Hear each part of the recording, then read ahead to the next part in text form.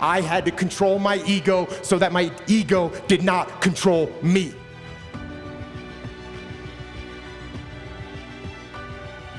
War is a nightmare. War is awful. It is indifferent and devastating and evil. War is hell.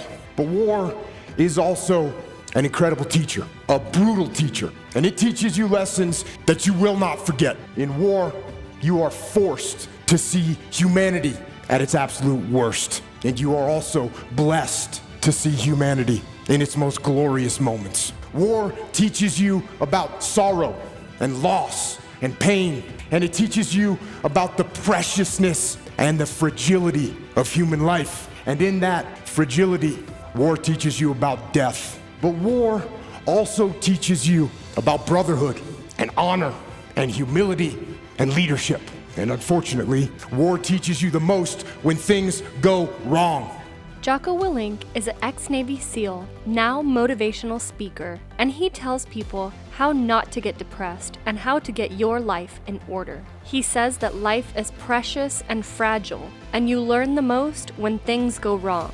What if it sucks? He asks. Well, the hard situations make you better, stronger, and closer with your team. Never forget to enforce discipline in all aspects of your life. It starts with waking up early, but discipline is the root of all good qualities. Discipline helps you make good decisions, discipline helps you control your ego, and discipline helps you face your fears so you can conquer them. And never forget to do what's right for others and for yourself.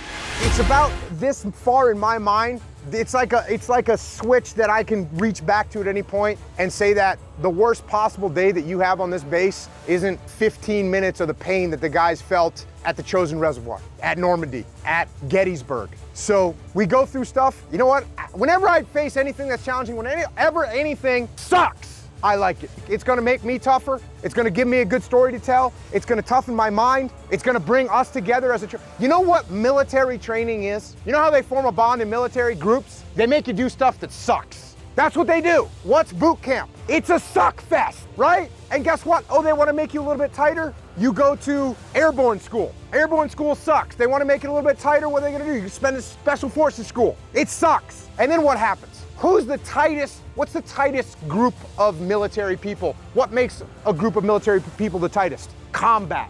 Discipline does start with waking up early. It really does. But that is just the beginning. And I always say that discipline is the root of all good qualities, but you have to absolutely apply it to things outside of just waking up early. It's everything. It's working out every day, making yourself stronger and faster and more flexible and healthier. Discipline is eating the right foods to fuel your system. It's about disciplining your emotions so you can make good decisions. It's about having the discipline to control your ego so your ego doesn't get out of hand and control you. It's about treating people the way you would want to be treated and doing the tasks that you don't necessarily want to do, but that you know will help you or help your team. It's about facing your fears. It takes discipline to face your fears so you can conquer them. And that's what discipline is. Discipline means taking the hard road, the uphill road, to do what's right